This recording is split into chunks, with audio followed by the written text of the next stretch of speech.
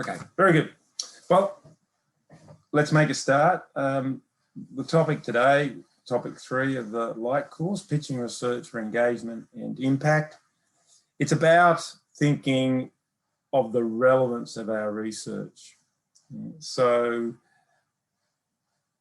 it might seem obvious to say, well, our research should have relevance, but you know, the tradition of academics is to be very narrow focused, narrow viewed as to, you know, what relevance might mean. And, you know, a lot of old fashioned 20th century, 19th century researchers would say, yeah, my research is relevant. It's relevant to the academic community, all right? You know, my research has impact. It has impact in the academic community, has, you know, academic impact. Now, there's nothing incorrect about that. There's nothing wrong with that in itself. If you wanted to say it was a little potentially misguided or wrong, you could say, well, it's wrong because it sounds like a 19th century view, or it sounds like a 20th century view. The brave new world of research is to get us more and more to think about relevance, not just from an academic point of view, but a broader point of view. So what might that broader point of view be? That's one of the things we need to think about. There's a number of other things. So I am portraying it as something we need to be at least aware of, even as early career researchers. A follow-on question or consideration is, well, is awareness enough?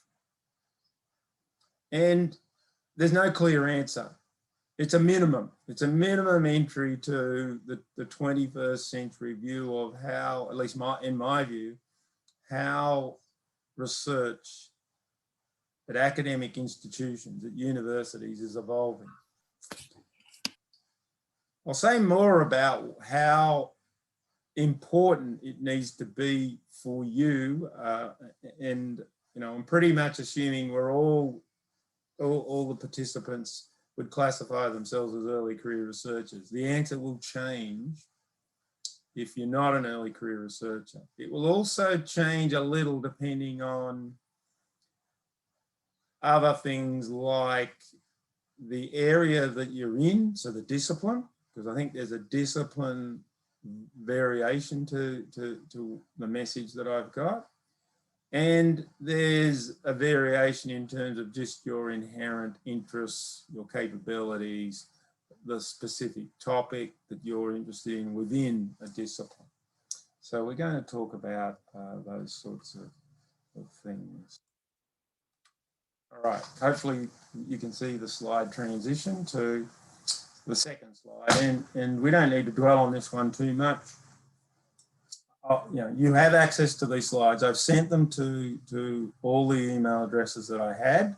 So if you check the inbox of the email address that I would have had for you, it should be there. I did get 2 bounce backs, and I can't remember who they are, and I don't know whether they would be online now. But if you check your inbox and you didn't receive it, then you're probably one of the bounce backs and you need to contact me. Because these slides, I think, are super helpful if you find this topic of interest, which I believe you will, you should, at least I hope you should. I hope you will.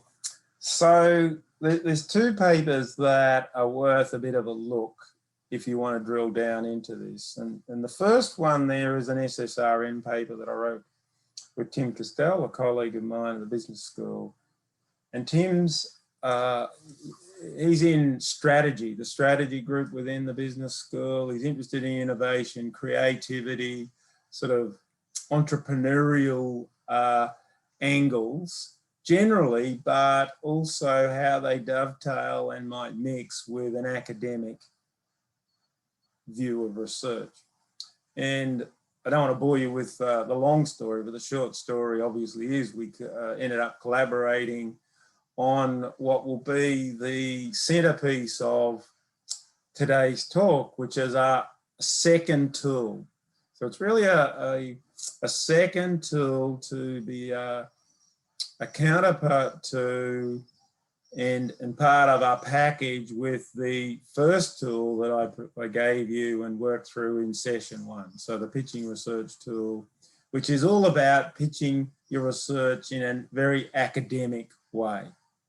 All right, and the tool that we're going to now see is one that's meant to be compatible with that and to give us a way of planning our research if we decide that we want to have relevance to more than the academic community, that we want to have an engagement and an impact angle that will add a further dimension to the utility and the value our research achieves. Now, what's happened relatively recently, and I'm quite excited, well, I'm very excited about this. So and it's the second paper on this slide. It's come naturally out of the first one, and we've teamed up with 4 other researchers, most of whom, 3 of whom are early career researchers. So Mark Brosnan, Michael Axelson, well, he's probably mid-career, I'd have to say, for Michael, and Rebecca Mikulak, as well as Kathy Walsh, who's an experienced researcher. We basically have a follow-on version of the SSRN paper in which those 4 individuals have put forward examples. So quite well-developed examples of using the tool that I'm going to show you today. Now, we're going to have a look at Kathy Walsh's example, and that's where the videos come in. So Kathy presented her example for me a few years back now. It was probably 2017, 2018. Kindly recorded it. They're both 10-minute, roughly 10-minute videos. And so it's a convenient way of us viewing and thinking about the tool in action. And in fact, I'll show you the academic version, the academic pitch that Kathy did, and then the what we call the PR for EI, or the pitching research for engagement and impact example. And these are obviously quite convenient for our setting, but one needs to remember that in many ways, and the way I would certainly argue it, the written form is really at the heart of the value of this planning device. So when you listen and watch someone, you get a little different type of view. Heng Min, you're drawing all over my slide there. So if you can somehow get rid of that, that would be good. So there's red mark now. We've got an arrow there now and a few lines. So the thing you've got to remember when we listen and watch Kathy's example, that it works to a certain level, but in the end, it's an oral example, oral and visual, as opposed to the detail of the written. And so that's something to take into account. So I would recommend, if you find today's topic of any great interest, and I hope you do, that you would have a look at either or both of these resources, because I'll give you a great record around, you know, a written record and a resource that you can refer to that I think is very valuable for going forward, pushing this forward in your own situation. Now, in our first session, I believe we did have this next slide that just is around, I suppose, a definition of research. And I just want to remind us, because it's quite helpful, and you know, it's not like it's the only way of defining research, but in the Australian situation, this source is essentially from the Australian Research Council, which is like a very major and influential body that a lot of academic researchers are affected by. We don't all have a hugely positive experience with the ARC because it's a funding body that really makes it pretty tough for us to get funding for our research. So most of our experience is rejection. Okay, the academic experience of rejection is sadly very, very big and very prominent. So from this source, the ARC, think of research as a creation. So it's a creation of something. What's a creation of? New knowledge and or the use of existing knowledge in a new and creative way so as to generate new concepts, methodologies, inventions, understandings. And it's important to realise it includes the synthesis and analysis of previous research, the extent to that is new and creative. So I've highlighted a few words there. Most of them are repeated, and I think that's there to get us to really drum into our heads what some of the key flavours or characteristics of research are. Research as we think of it in an academic setting, scholarly research. Okay, it's a creation of something, and it's knowledge. It's knowledge. In fact, I didn't highlight knowledge there, but knowledge is in there a couple of times. And there's a big emphasis on it's got to be new in some way. So new, the word new is there repeatedly. And so that is something just to, there's no surprises there, but to now store in our minds and bring to the surface of our brains to then think about, well, if we want to understand and we want to be more aware of how research can be more relevant outside the academic world, that the sort of terms that come up and have been coming up and will continue to come up, there's two of them. It's engagement and it's impact. And both of these, if it's not already obvious to you, might have, well, they have you could apply these to just an academic setting and say, well, I engage with other academics. I have impact across the academic world. Well, and that is true, and we're not saying anything about that as a legitimate way of thinking of our research.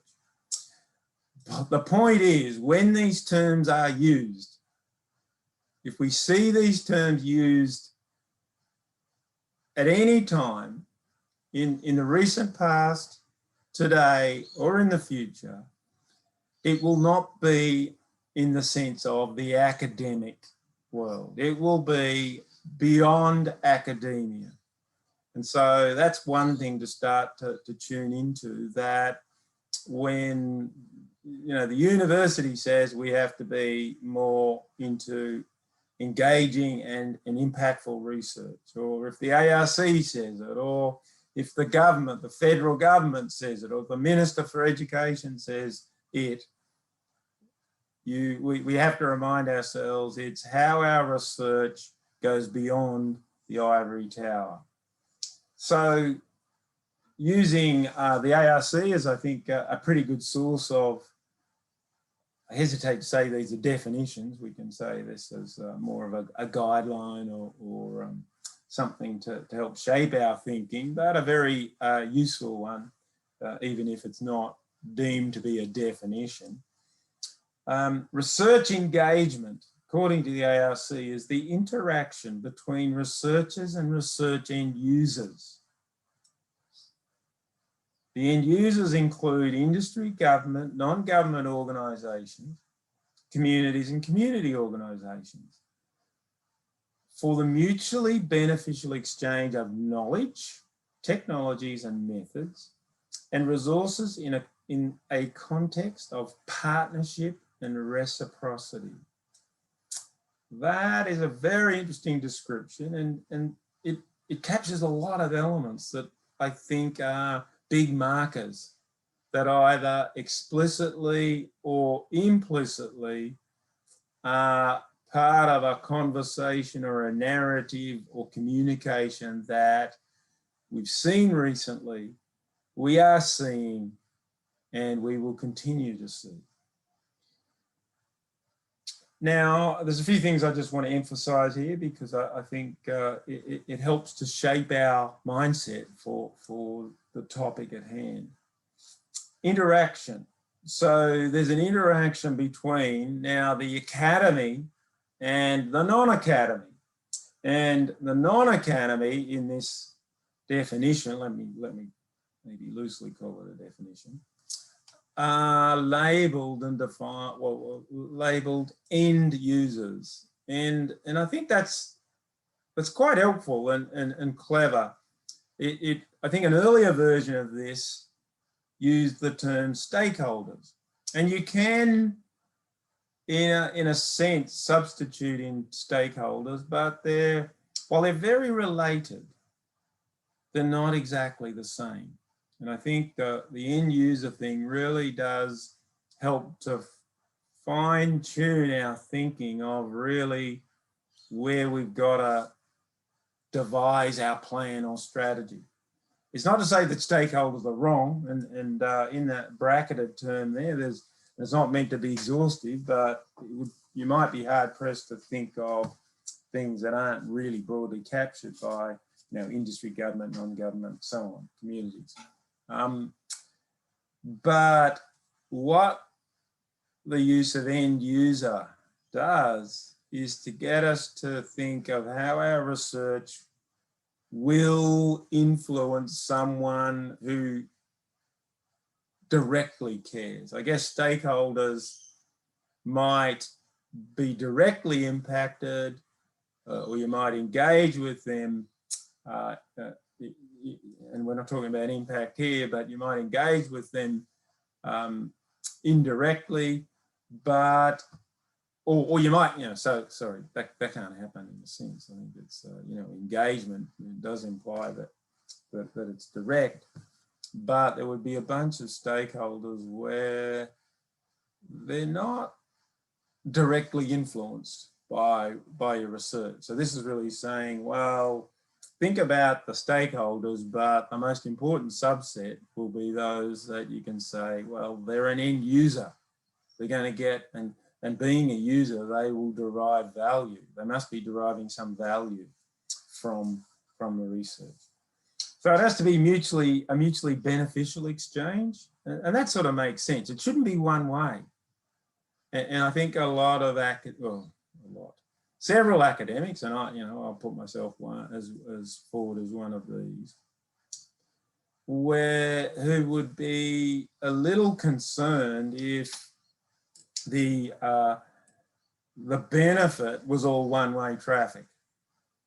Now, how we measure benefit, of course, is interesting, because when we think of ourselves, it's quite reasonable, legitimate to probably personalize it quite a bit and say, well, how I personally benefited, and then we can get into a very mercenary type of way of thinking of it, which again is not a bad thing if you ask me, but it's a somewhat narrow part of what really is at issue here, and I'd encourage us to think more broadly around that. So the idea it should be mutually beneficial and that there is an exchange of knowledge should not concern us, and actually should comfort us that, if it is a partnership process, and this is so quite a few of these terms end up being buzzwords. So around UQ and probably a lot of universities, partnership will sort of is arising more and more, and in the context of the interaction between the academics and the non-academics, academics and industry, academics and government. So we'll be just reminded of it more and more, but it has to be, well, it's preferred that it's active and real. It's a real partnership and it's an active partnership. And then the concept that it be reciprocal, reciprocity sort of makes sense. So that's engagement. Then there's impact. So what is research impact? Well, there's a nice succinct version of this that the ARC, well, I haven't checked recently, maybe they've changed it again, but they did have a longer version of this that sort of went into, and it was probably only twice, or no more than 3 times as long in terms of words, but this really captures the essence of it because it compacts what I think was spelled out in the green terms, so economy, society, and environment. Research impact is the contribution that research makes to the economy, society, and environment. So we stop there. We could easily get focused quickly on contribution and think, oh, okay, so we sort of looked at that in the first tool, pitching research tool. That's sort of the bottom line, the holy grail. So it's contribution that is measured in terms of the academic literature, but it's not. And the final 6 words really then clearly indicate to us how we need to think about this contribution to the economy, society, environment, beyond the contribution to academic research. So it acknowledges that we should focus on the contribution to academic research, but here it's all about how influential are we beyond the ivory tower.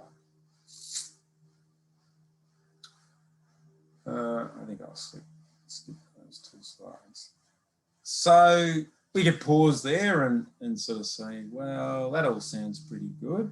And in terms of, my basic goal for today is give you a fairly good awareness, but should it go further than that? And so that's part of then thinking, well, what are the considerations that we should have in our mind and on the table for making a judgment about, is it okay, is it just okay for us to be aware, and at what time in our careers or beyond our PhD should we go further than awareness, or if at all? So, but why bother?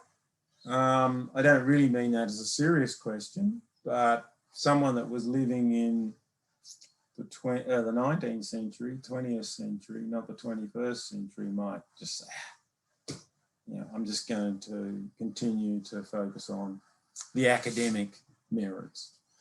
And so part of it is it's a bit of a tug of war in the history of research, and it's the modern history of research really, rather than the modern history measured in years, decades, not centuries and millennia. Relevance versus rigor. Rigor is important. Rigor is the reliability of our research, making sure that it has integrity as far as if we put out some analysis, the scholarly community can rely on it, and it's telling us something about the unknown truth rather than just a fiction. But if we exclusively focus on that, we could, there'd be many cases where we produce really great research, but in terms of the measure of its relevance outside of academia, everyone goes, yawns and says, well, it doesn't matter, it's not relevant. So it's that tug of war that I think we all need to think about. And it does, as I said right at the beginning of today, while we were waiting for people to come online, it does tie into the responsible science sort of thinking in terms of, and it's really the relevance of our research.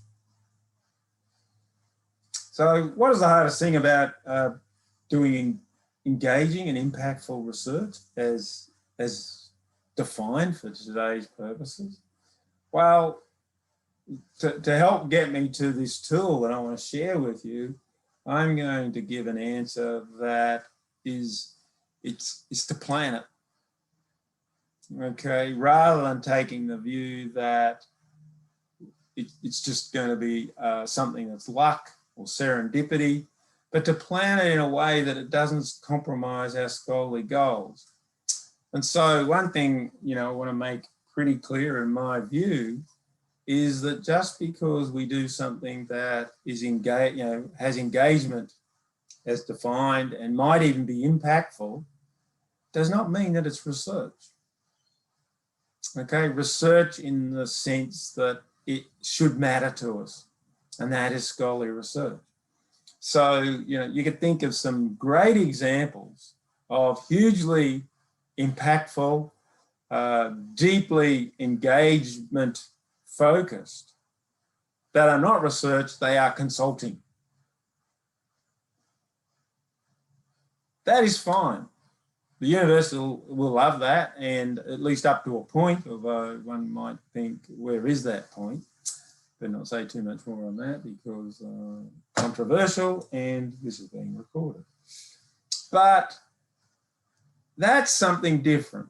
So there's to me, there's a very important message here that if we want the intersection, well, no, we should strive for the intersection of scholarly research that has engagement and impact. That is the sustainable thing to strive for, in my view. If for those of you that hope to follow an academic path in particular, but I think even if you have a view of wanting to use a PhD as a foundation stone for getting a hopefully great job in industry where it's research focused, I would still argue that in many instances having that scholarly foundation is very important, and we shouldn't forget that. Now, might just diverge here for a second to think what are, start to think, or have us all think about where does this fit for me? How should I start to consider, is awareness enough? Is awareness enough now? What should really have a role to play in me making a rational decision about how to deal with engagement and impact?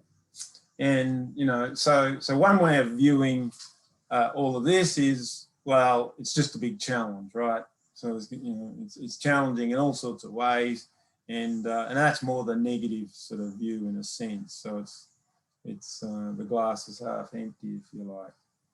The alternative is to say, well, it's actually an opportunity. Glass is half full, and you need to decide to what extent these things are one or the other. Other things equal, it's always going to be better to view opportunities as opposed to challenges. I've already made the point about research versus consulting, which is the first dot point. The second one is to think about our capability. So, this will largely, but not totally, revolve around our skills, our training, as it currently stands, where it might conceivably get to, so the potential for this as well. And as early career researchers, we might feel, for many of us, our capability is still quite limited, and in different disciplines or relating to different experiences that you have in industry. So someone that is maybe more of more mature years, that's had a career in industry, you might have a natural advantage, a capability that is even amplified if you're in a discipline area and a topic that naturally leans towards something that could have engagement and impact. Capacity, so it's a bit like the time constraint. There are only 24 hours in a day and 7 days a week, so we don't want to embark on a path where the sort of activity, and this goes for anything, where the activity that's needed and involved to do a good job is infeasible. You know? So if you worked, 300 hours a week, which obviously is impossible because it's only 160 hours a week, so it shows some number that was crazy, on a task that would get you close to being successful, well, that's stupid, right? So one has to have a realistic appreciation and view of what capacity we have that is like the free float time available to put to a task. So how much time is going to be needs to be devoted to sleeping, family, leisure, etc., and so capacity can come into play.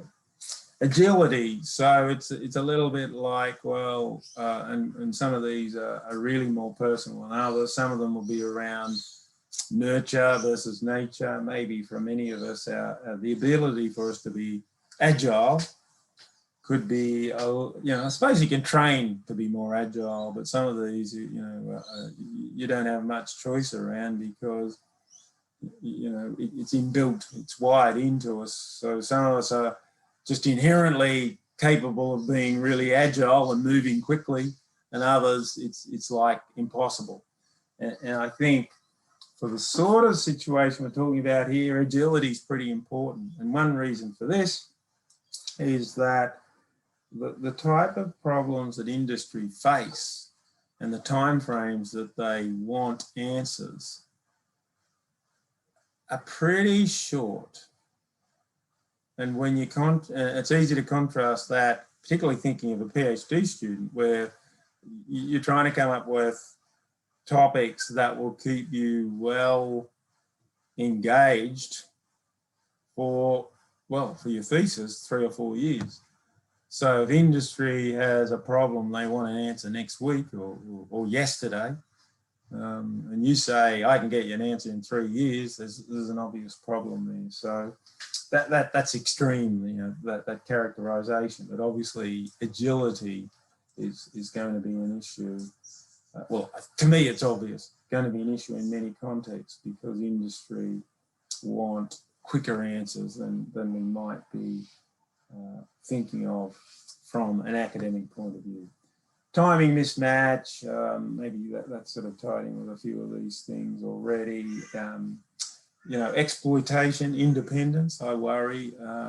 Maybe I'm being a little over cautious here, but I could certainly see situations where particularly a novice researcher might be exploited.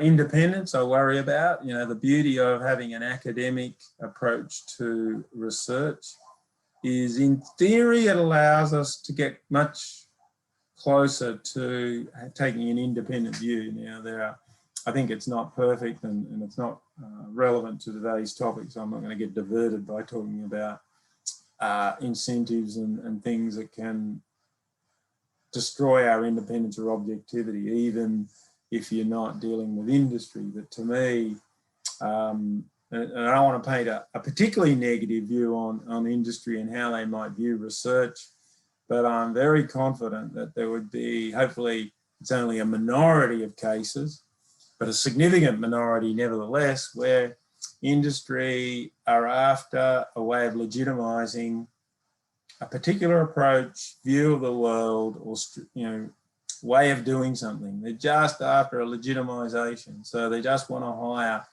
guns for hire, right? And I couldn't think of anything worse. Well, I guess within the realms of what we would enter in. Obviously, there's many things worse, but it's abhorrent to me that we might feel we're in a situation where our independence is being challenged or at risk, and that it's what I think we've got to be try and be super aware of is there's the subtle. So there's the in your face, everyone can recognize it version of this. But what I worry about is somehow, particularly novice researchers can be drawn, it's almost romanticized towards a particular topic, which, and there's probably a few controversial ones around, which I'm not going to mention by name because I don't want to engage in anything controversial. That I think human nature is that we can, I believe, fool ourselves that we're being independent and objective, but we're not. And that's to me, that's the real worry, because in the end, I don't believe research comes out of that process. It's not research at all. It could be advocacy. It could be anything you like, and bordering on religion, not in a religious way, but a religion, a faith, and it's not research. It's just not research. I would never want to be part of that. Scholarly goals are important. All right, so I've dwelled on that too much, and we really need to kick on to look at the tool. So the second hardest thing is just delivering. So your planning is one thing, but then delivering both the scholarly and the engagement impact goals. So what I want to, this is all then a lead into, well, what can we do? How can we be more strategic and plan something? And I've already sort of suggested to you, we've got a tool that we want to see what it is, and then an example of it. Now, should we have an engagement in a strategy? Probably, but the point I would make, and one of the reasons it's one size does not fit all, is that there's a life cycle to this, and so if you wanted to give me a quick piece, give you a quick piece of advice, pretty much without knowing any of your situations, but except that you're at the early part of your research career, I would say an awareness mostly is a great default. Just be aware of this, but it's important, in my view, and other colleagues of mine might disagree, but they're not here, so you need to get all advice, of course. But in my view, it's important for us early in our research careers to establish our academic creds. And if we don't do that, then whatever we do beyond that, I worry about. All right, you need to have credibility as an academic expert in a field, and so that should be the default position from my point of view is that's your number one priority, and for many of us that will turn out to be our only priority. So how long do we need to do that? Well, the answer to that could vary depending on who we are and the area we're in. Now, the one move away from the default is for someone who has a topic that is obviously already in the realm of looking at an industry problem. And so if you're someone like that, and I'm sure there are a few either live online now or who might be watching the video downstream, I'm sure there's several of you that are in that boat. You have a topic that is very, and I've seen this in the 5 years, the 10, 11 times I've taught this course. And they're typically in the management, maybe strategy, have had a sort of disciplines, have had a career already. So coming back to study a PhD, 10 years after they did their undergrad or something like that. And they've had that industry experience and they've got a great topic it's already industry facing. So for those people, the default can be backed off a bit. And for some, I don't think many, but again, colleagues might disagree with me. You bite quite deeply into the engagement and impact thing because it makes sense. It's compatible with establishing your academic creds. But the default in terms of a life cycle, I believe, is not too much too soon. Deciding factors, personal career, perception of whether you want to, if you've got an academic career in mind, you're pure, a full-on traditional academic, or more, let's say, a pracademic rather than an adjunct. There's trade-offs, the discipline area, which I've hinted at, the nature of the research topic. I've already talked about life cycle, local incentives. I might just pause there for a minute. What we're going to do is quickly talk about the new tool. So this, just to remind you, the old tool, it's sitting on the slide now, but I might just pause to see, are there any questions or comments on what I've covered so far?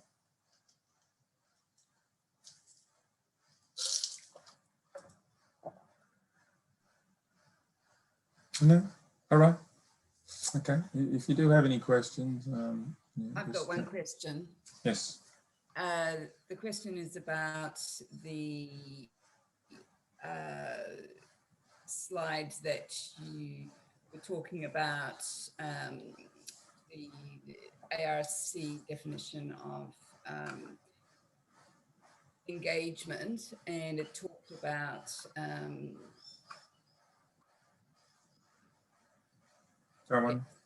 yes, it was very focused on a tangible outcome of research, typically commercialization. And you mentioned that the previous definition was broader about stakeholders rather than research end users. So I guess I just wonder if this later definition misses the point that not everyone is going to be a direct end user, but actually may have quite a lot of influence because they may be a kind of a secondary group. So an example would be community, even if your end user is government, in terms of evidence-based research that might influence government policy. But I would suggest that government would actually be very interested in the input of citizens, and also citizens could be quite influential in terms of having a strong voice on particular things. So I guess that's my only question about this. Look, that's all fine. This was just here as something to hang a hat on. It's not meant to be, it's not, cast in stone. Stakeholders, you can, by all means have that there as well, or as a substitute or whatever you like. I don't see, so that's all fine. So don't be put off by what your, I think your interpretation is a little too precise. So I don't see anything here that says commercial, so the word commercialization obviously isn't there. You've interpreted that. I think that's probably a subset of what they've got in mind here, but I don't see it as that's all it's about. So just because it mentions end users doesn't mean it has to be a commercialized thing. We've got community as communities and community organizations are in brackets. And to me, that captures, I think, a broad piece of what you're talking about. But in the end, if you're still put off by that, stakeholders is fine. I think, end users, stakeholders, it doesn't have to be commercialized, because let's face it, there's a lot of valuable, relevant research which isn't commercialized. And that's the typical case we have in business schools, that it's not commercialized. So your view in terms of broadening this is just fine. I don't have a problem with that. Anything else? All right, so I made the point that there is a tool, but I've also, I think, made the point that I believe the tool is a companion to this basic one that we've already seen. We don't need to spend any more time looking at it, except for me to pound the table and say these go together, and you could use the tool the second tool in isolation if you wanted to, and obviously I can't, people can ignore it or use it whichever way they like. I don't, I'm not going to be looking over people's shoulders. But I would just say, I would worry about that, in the end, if you use it in isolation, just beware, in my view, you could end up with an outcome that's still pretty helpful and useful, but it may not be research, at least in my view. And if you're happy to have that as the risk, or in fact, you're not that concerned about research, well, then that's all fine.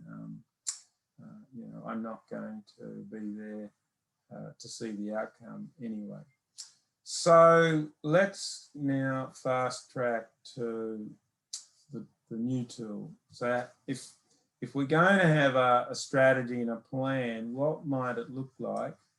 So I'm pretty keen to have a lot of the same principles underlying this new tool. Now the problem is, you will see in some of the examples, if you read those papers, or the second paper, the published one, or the forthcoming one, is that when using the second tool, 1,000 words, because I think the conciseness of it still is pretty important if you want to get a message across. It seems to be more challenging. So the people that I've had do these examples, they go over 1,000 words, but I still want that there as some sort of indicator, because if you go, to 3,000 words or whatever, I think you've lost the plot. You've lost the beauty of what this will be able to do as a tool. I really believe fewer words is better than more. I'm not, but I wouldn't religiously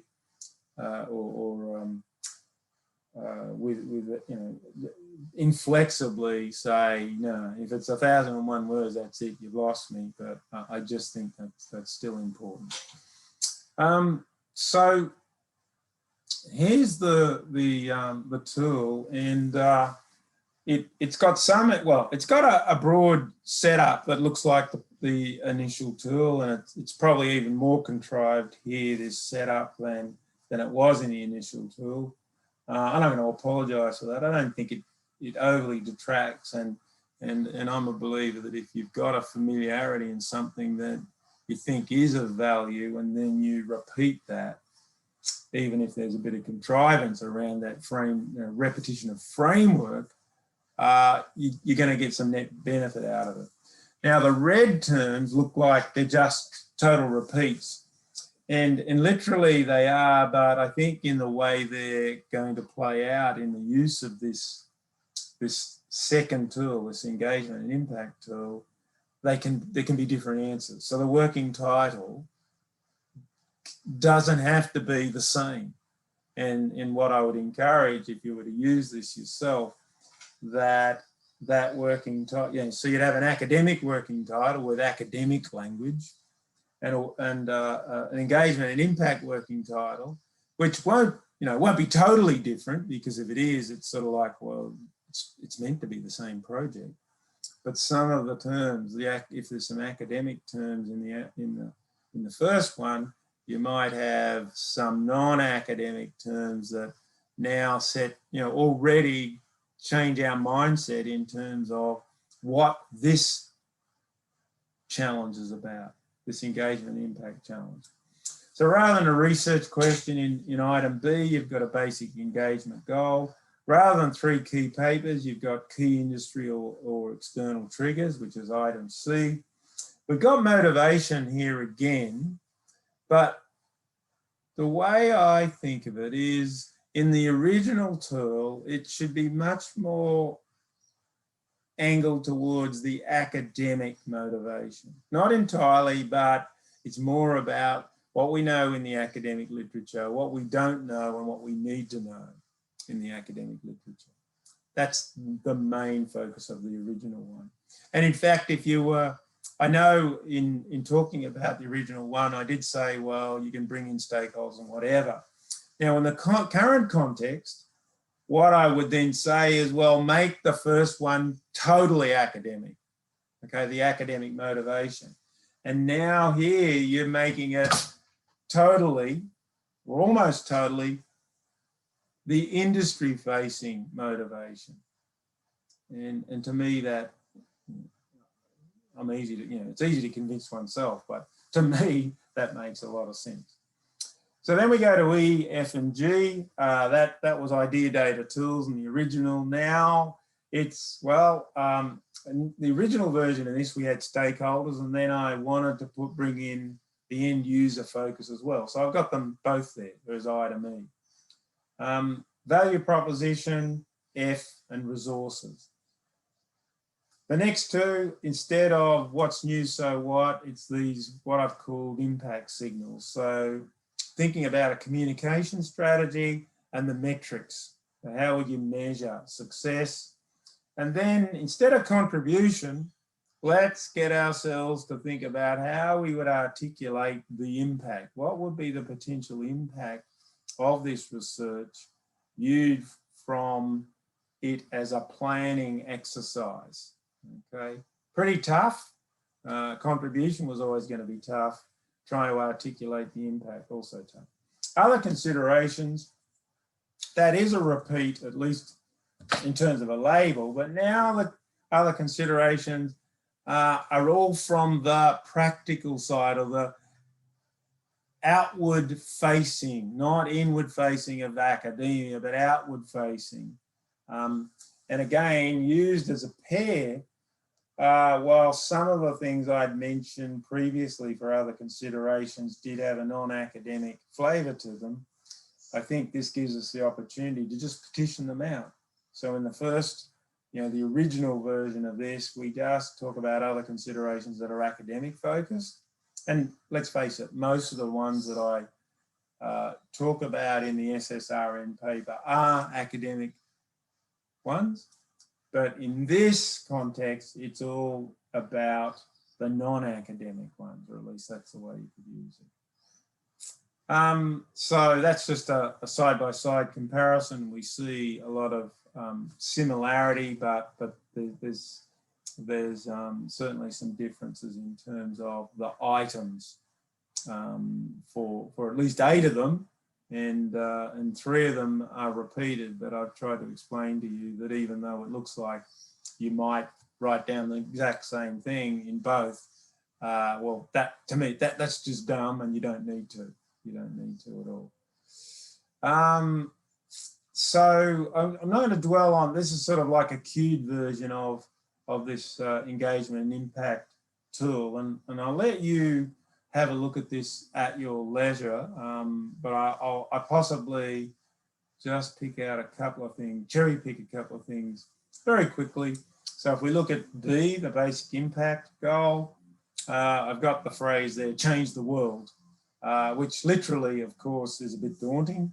Do any of us really think we're going to change the world, the non-academic world in terms of our research? Well, literally, of course, it's really thinking about the calibration, I guess. And so we should not ever think we're going to change the world massively.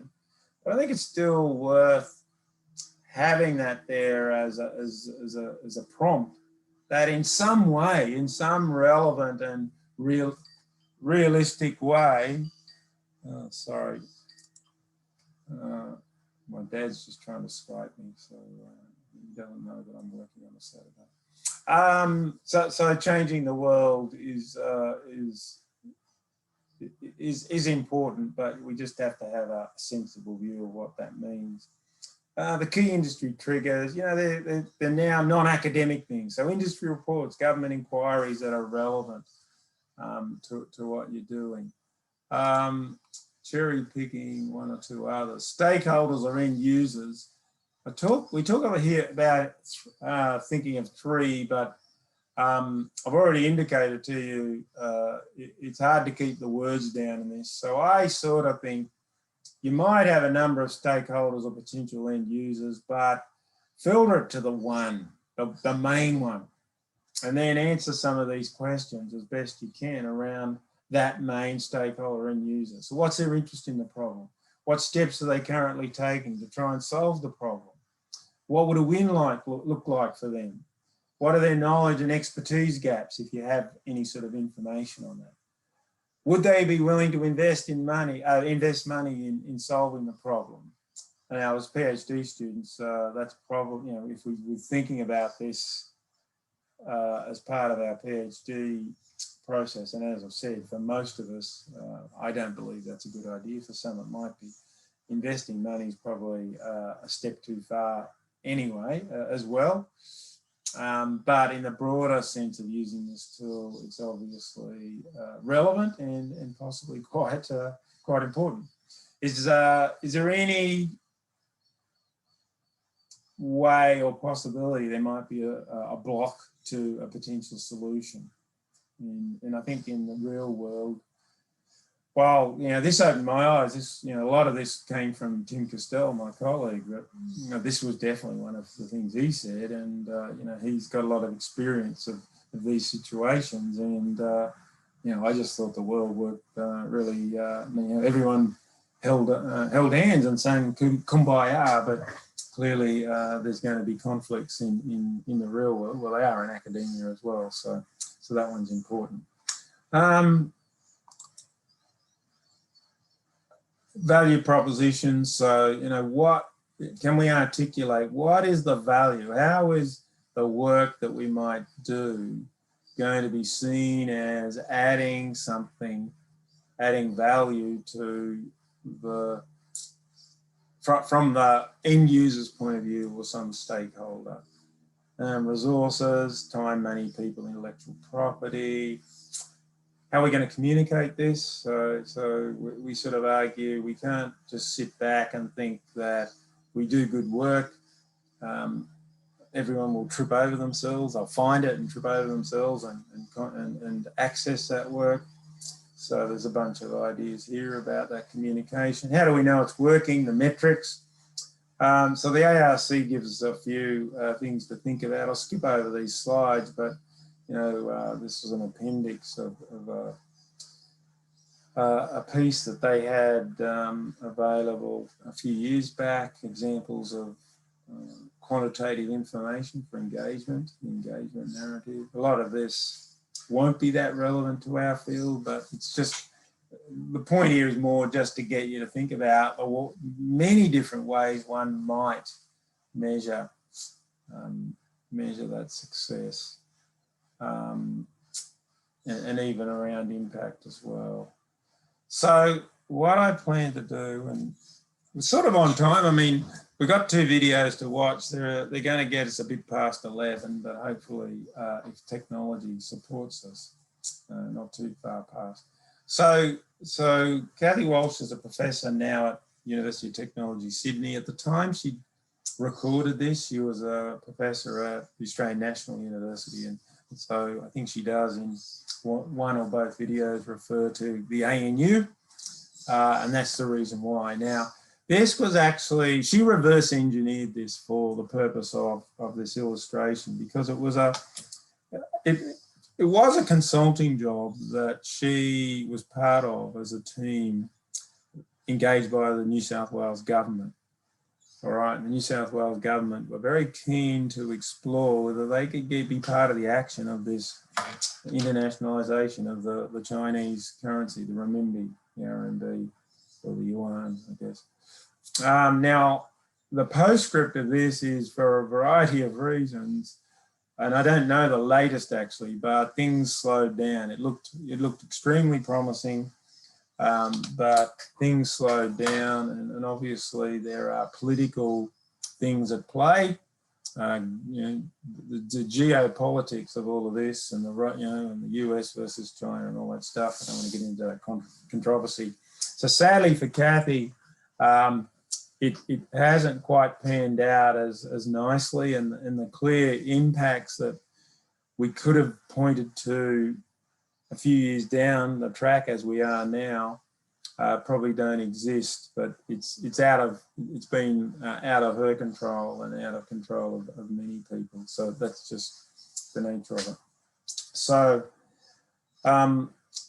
there's a written version which is on these slides. I'm not going to go through the written version, but as I've said to you, these are important. I think you should scan those at some stage if you're interested in understanding this example more. Now, what I'm going to do is play the first video and then I'll play the second and we'll have the example then. So this is her doing the Scully pitch for this topic. Now, I'm hoping this I'll try this. If it looks like the screen is not sharing properly, let me know and I'll fiddle around with it. But I'll just assume I'm going to have some luck.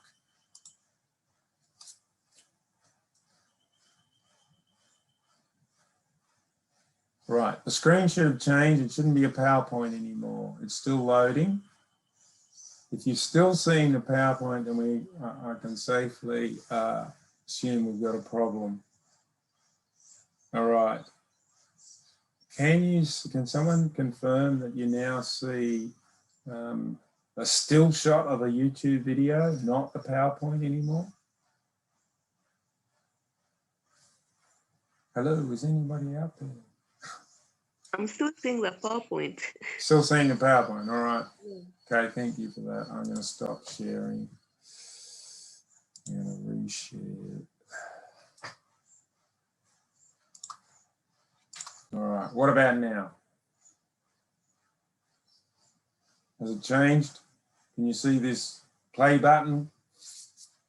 I can see the play button now. Okay, beautiful. All right, I'm about to play it then.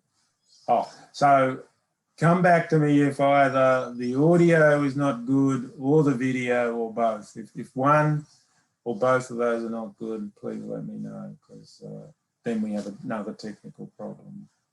Hello everybody, my name's Kathy Walsh. I'm a Professor of Finance at UTS and I'm presenting my research today on the international...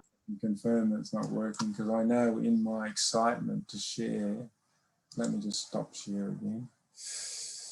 I've got to click. That's odd.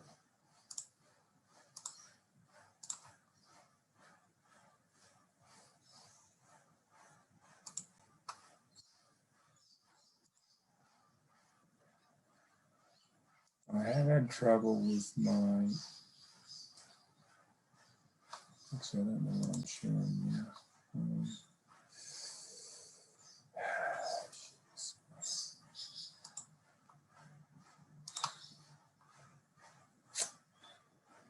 I have had trouble with speakers on my computer, the audio. Let me have a look.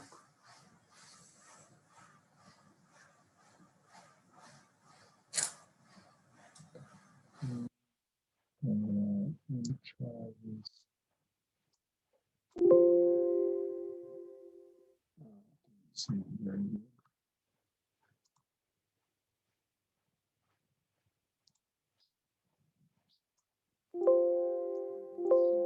All right, let me try. So I'm going to press play again. We'll know it's working if you both hear the volume without a problem. Hear the video with decent volume is what I meant to say, and see the video play. So let's try this. Hello everybody, my name's Kathy Walsh. I'm a Professor of Finance and I'm presenting my research today on the internationalisation of the Chinese currency, the renminbi, and the implications for the Australian financial markets.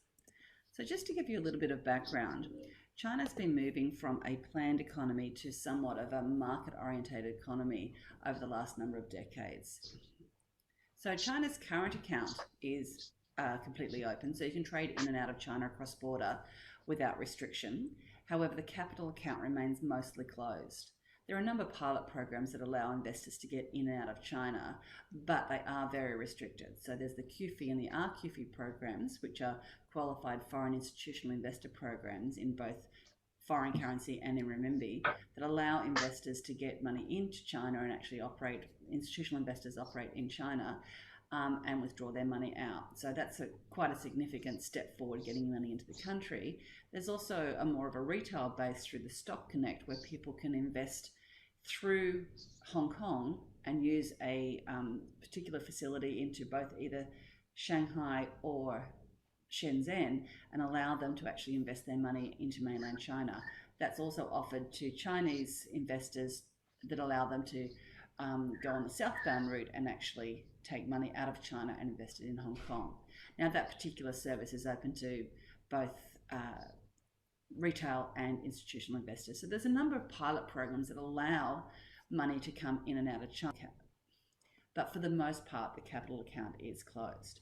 So in order to actually understand how China's going to internationalize our currency, we might need to step back and say, well, what does internationalization of the currency mean? Well, there's 3 levels of internationalization of the currency, and that's it, that it's used extensively offshore for the use of trade, investments, and reserves. Now, at the moment, Chinese currency is actually used for all of those things, but whether it's used extensively is a matter of interpretation. So China's trade with the rest of the world can be denominated in renminbi, and that's quite easy to do. We've got programs in and out of China that allow trade in renminbi for investment purposes outside of China as well. And for example, Australia holds 5% of its reserves in renminbi. So that we're at the beginning of the spectrum of the internationalization of the currency. What's very important is China doesn't want to move too quickly on this. It's such a large economy that if there's any hiccups in the way of internationalizing the currency, that could have huge risks for the country and the way the economy is evolving. This particular project is looking at the internationalization of the renminbi and of course the implications for the Australian financial markets. So in order for China, when they've got a closed economy, to have renminbi transacted all over the world, they've actually set up renminbi hubs in different cities around the world that are officially sanctioned hubs that allow transaction in renminbi for either trade, investment or reserve purposes. Now, all of this is actually designated by the People's Bank of China in mainland China, but they're designating these banks around the world. For example, in Australia, it's Bank of China Sydney has been designated as the bank that does official transactions for renminbi. Now, what's really important to note is that for the many years, probably 3 or 4 years prior to the designation of Bank of China as the renminbi hub bank, we have been able to actually transact. So Westpac, National Australia Bank, Commonwealth Bank, they can all, ANZ in particular, can all transact renminbi for its investor base. However, the officially sanctioned bank is Bank of China. So if China is trying to create these hubs around the world and create these official sort of settlement facilities, then what's important for each of these cities is what is the competitive advantage for each of them.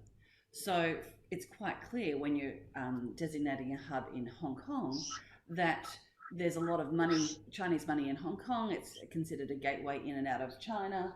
So there's a real reason for there to be money there. There's a hub there. Same with Singapore, because it's a sort of the center of the multi-currency balance sheets. A lot of companies are actually headquartered out of Singapore, so that makes some sense. London as a commodities center, that makes more sense. The question of why Sydney wasn't as clear. So this research is actually looking at what is it about Sydney that we offer as a competitive advantage, and how can we actually help this grow in the local economy. So looking at the papers prior to this, we did a research project back in 2014 with the Centre for International Finance and Regulation, and that gives you a broad overview of the process of internationalisation of the renminbi. And Barry Eichengreen from UC Berkeley, he wrote the first chapter, which was really looking at what is the expected pace and direction that's going to evolve for the internationalisation of the renminbi. Jeff and I then took on the Australian angle and said, okay, what does that mean for Australia?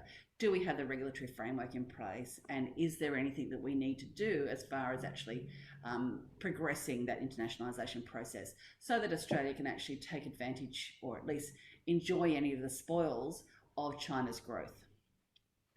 The Reserve Bank also put out a bulletin on the use of invoicing in renminbi.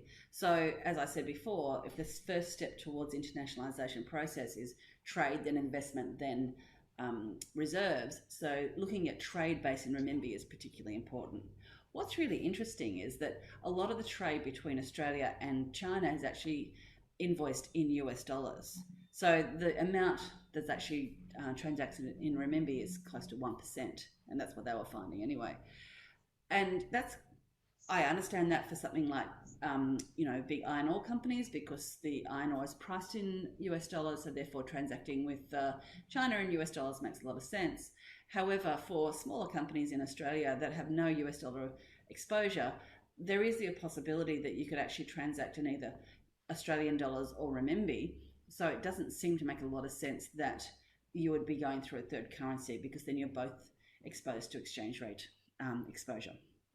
So the motivation for this particular project is then looking at, if you've actually got a situation in China where it's still very limited by capital controls, but they're developing the offshore market, then what does it mean to be a status of an offshore hub?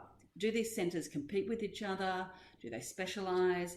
Is there some sort of way that they network and actually share the liquidity of renminbi deposits around the world?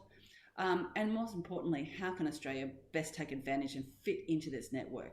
What is it we can do? Do we actually work with other centres to try and create the liquidity that we need?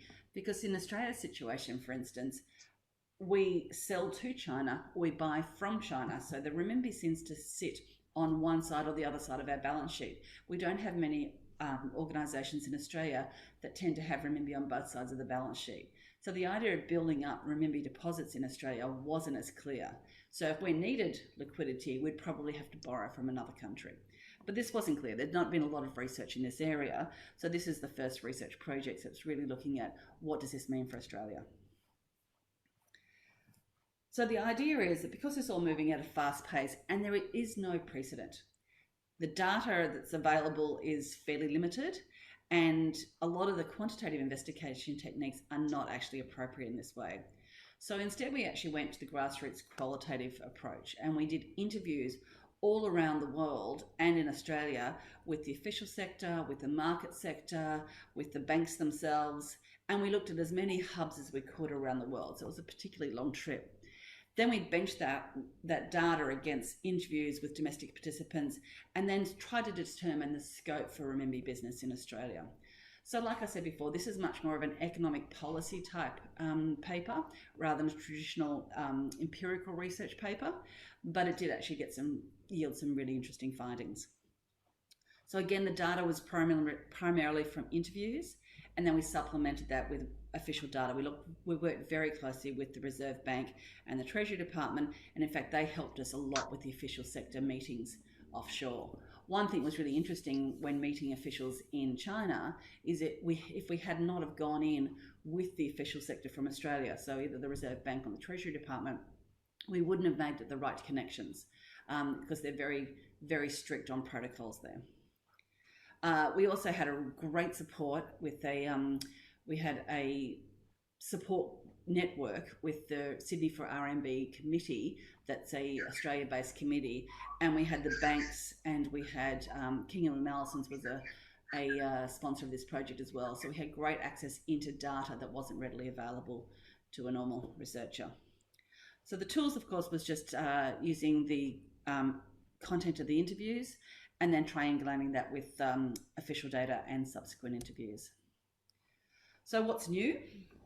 This is the only paper to actually put renminbi internationalisation into the Australian context. So we've done before with the Green, Walsh and Weir paper that sort of put it into some context, but none of them looked at the competition with the other centres. So even though we had the infrastructure in Australia to actually get the RMB business here, it wasn't very clear as to what Australia was going to do with this hub once it was appointed. The reason this project came about was New South Wales government were very keen to make sure that the Sydney hub was not just there for symbolic reasons. So they committed significant resources into developing Sydney as a renminbi hub, and then they wanted to talk to us about actually doing the research, providing the economic justification for why it would be a viable hub. So the funding for this project came directly from the New South Wales government. So what's the contribution of this project? This was the first independent report, and by independent, that was very important. There's been a lot of reports by banks and other organisations that have actually been quite interesting, but only saw it from the perspective of that entity. We were the first independent report looking at the entire financial market from an Australian perspective. The Chinese government remains committed to financial market reform and liberalisation, and so this is what Australia needs to do to benefit from this and actually work with China to end up with a win-win situation.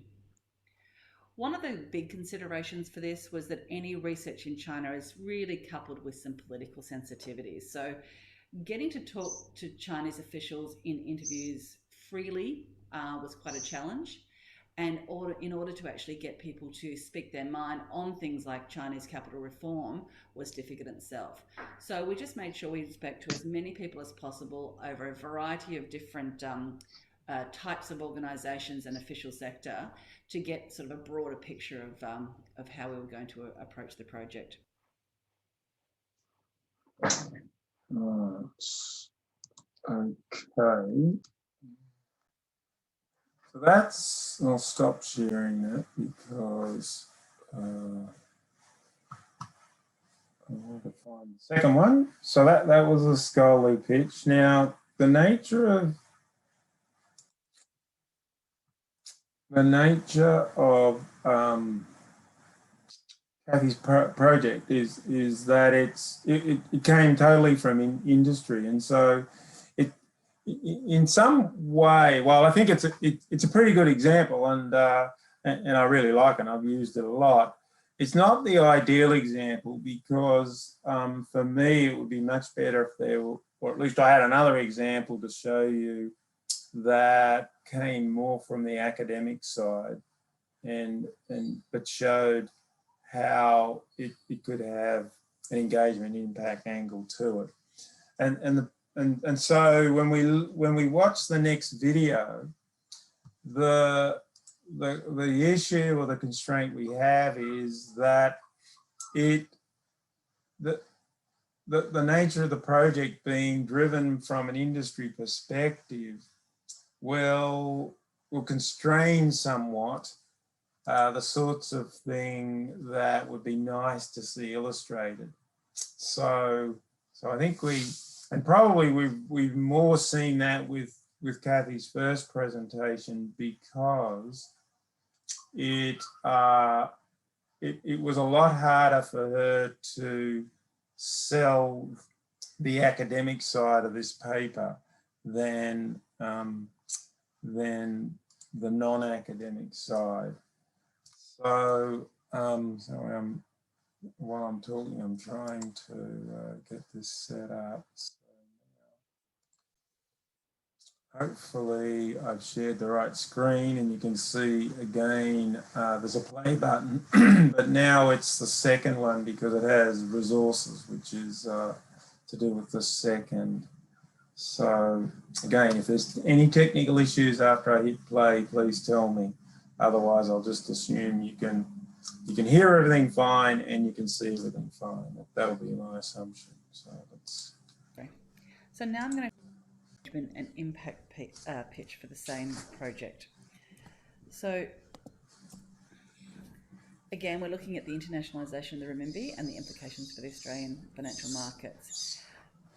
From the engagement and impact perspective, the most important thing to come out of this is the policy recommendations that will help government, both New South Wales and federal, decide whether they've got the right regulatory framework in place to actually take the most advantage of having an RMB hub in Sydney, and whether or not the markets have the right functionality in place in order to allow growth in that area.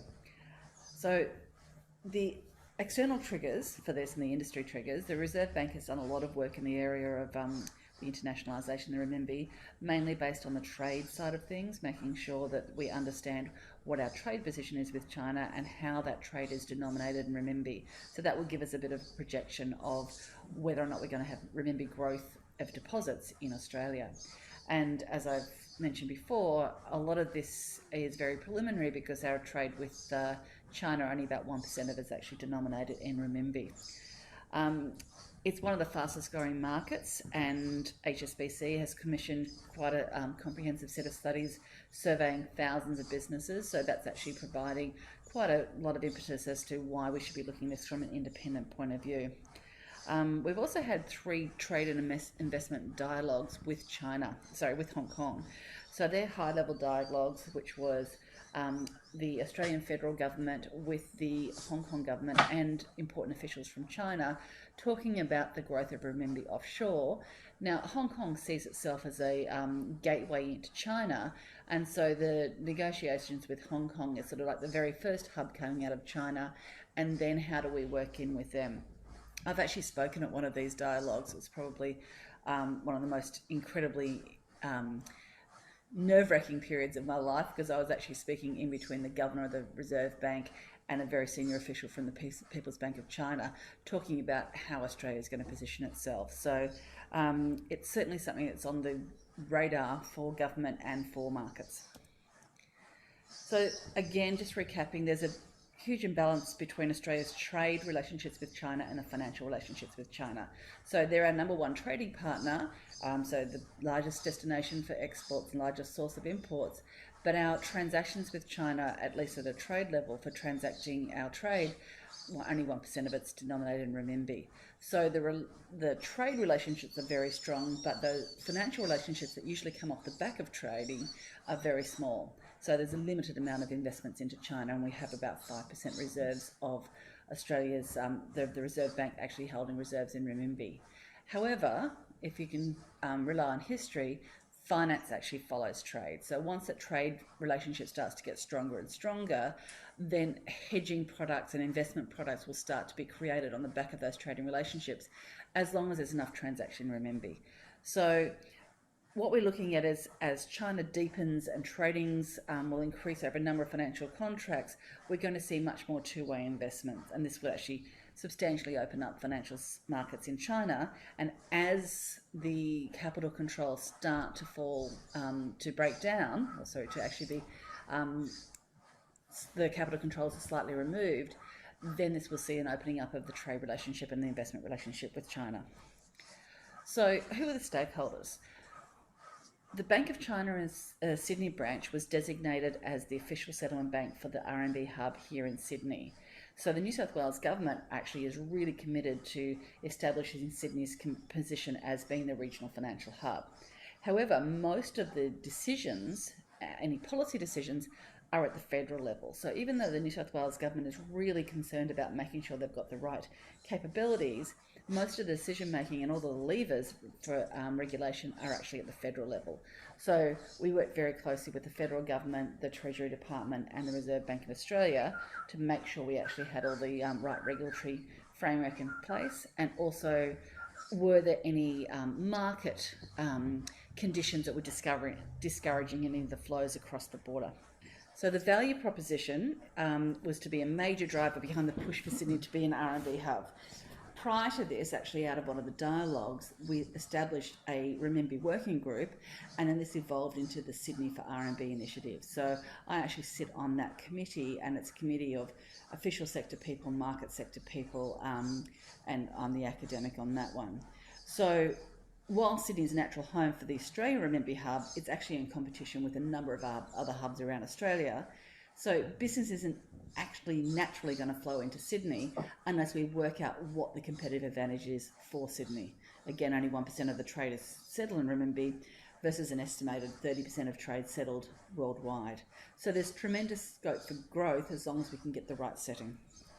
So for the resources, the report took quite a considerable amount of academic time, interviews with official sector and market sector people around the world. My co-author, Jeff Weir, is an ex-markets guy, so he had a lot of contacts in the market, so that was really worthwhile. Again, we had to work very closely with the official sector, both the Reserve Bank and the Treasury Department, to make sure we got the right connections in China and other official sector around the world, for instance, like the Bank of England, in order to get to the right people who are making the right decisions. We also then had to bounce this information off all the renminbi committees around the world. So Sydney's got its own renminbi committee that's helped establish the hub, and that can be said for the same for renminbi cities around the world. So we got in touch with the committees in London and Luxembourg, and it was just starting off in New York. They've only just been appointed a hub. We also had a bilingual Mandarin English research assistant to sort of complement our skills, given that Jeff and I didn't speak Mandarin. So we used the grant funding directly from New South Wales Government and also some ANU resources, and they threw in some money for it as well. strategy for this project was particularly interesting. We needed to get the word out in a very clear and concise way. So we actually hired a publicity expert to work with us. I think we put aside sort of $5,000 in the last month of the project, and that allowed us to do press releases in both Mandarin and in English, and we hired a publicist who then promoted our research in both China and Australia and also around the world. And she got us into quite a few interviews, newspaper articles, tweets across. We got a lot of exposure within China itself. So that was actually really worthwhile. Again, we also worked with renminbi committees around the world. So they spent a lot of time talking to us about the research, and then they publicised it to their own renminbi hubs. So that was actually quite a big infiltration for that research. We've also been invited to do a lot of talks about this. Again, it's the first time we've had independent research out of Australia, so it was considered quite an important topic to be discussed at the time. Interestingly, on the back of this research, the New South Wales government subsequently held a conference that brought together all the renminbi hubs in the world to Sydney for a dialogue, and that was all based on the back of this research.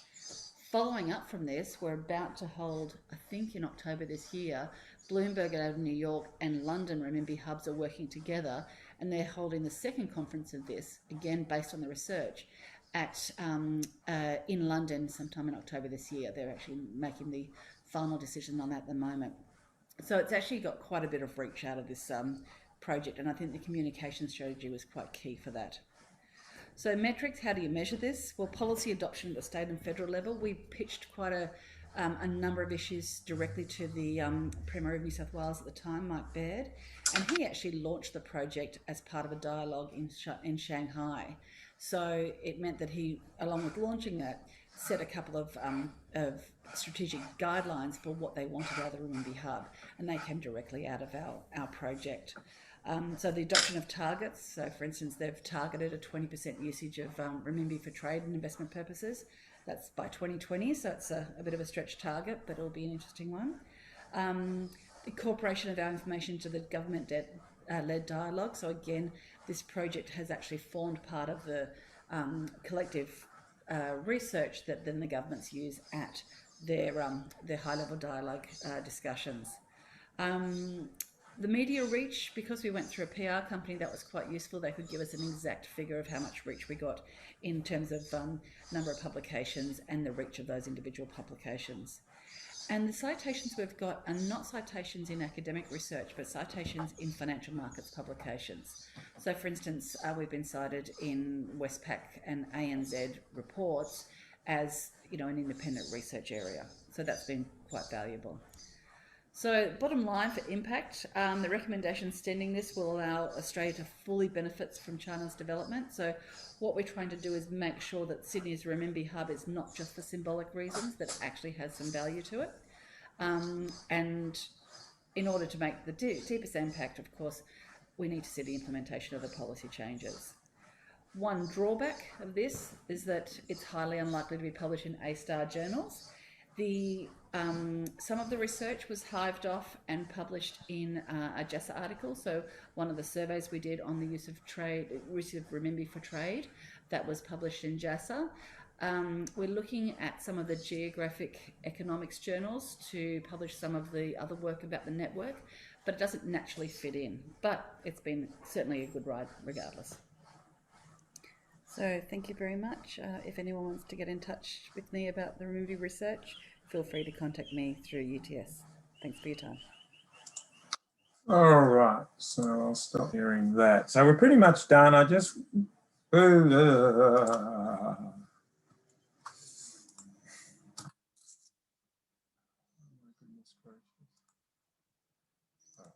for that technical. We're pretty much done. I just wanted to show you the very final slide for the set, and then take any final questions, and then let you enjoy the rest of your Saturday. So just bear with me while I do this.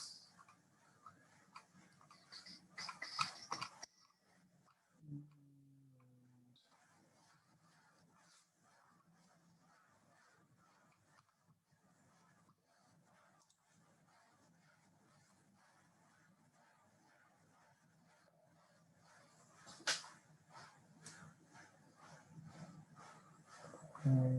Okay.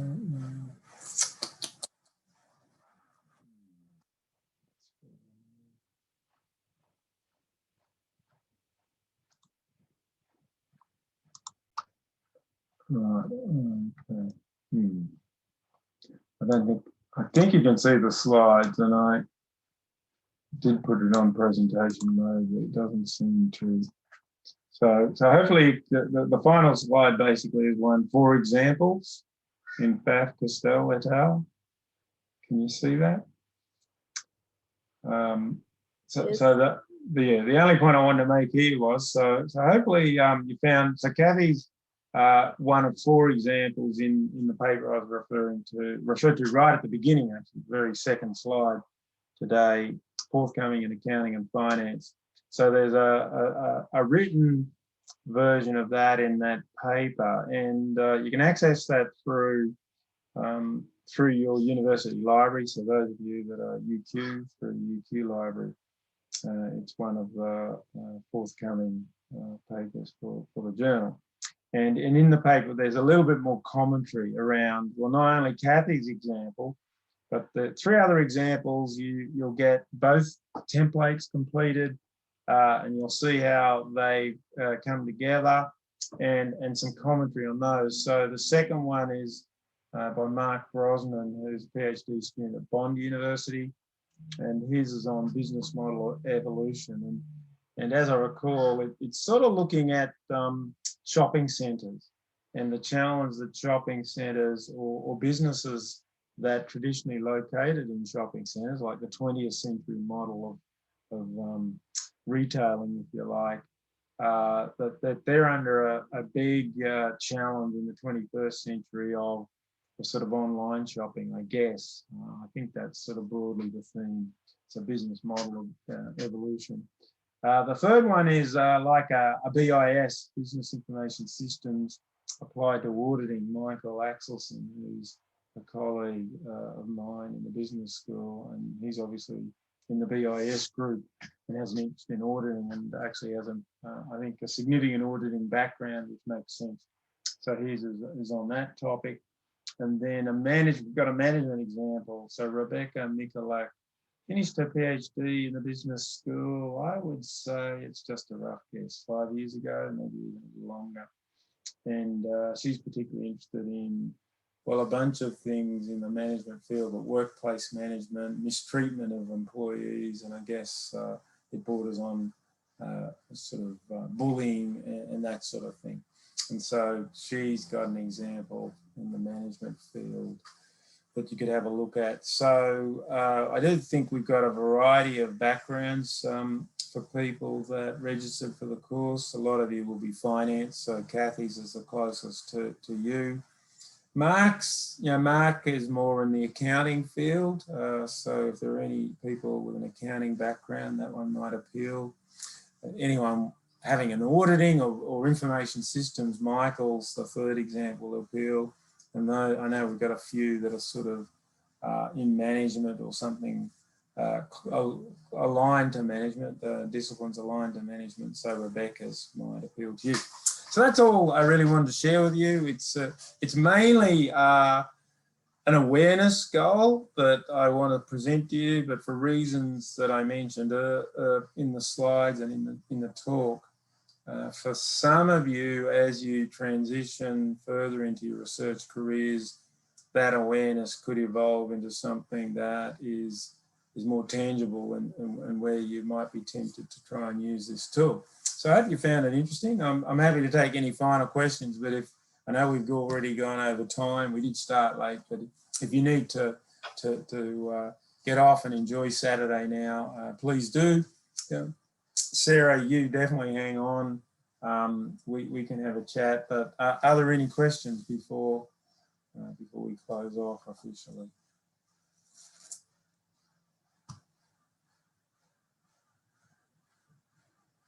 No? All right. Well, let me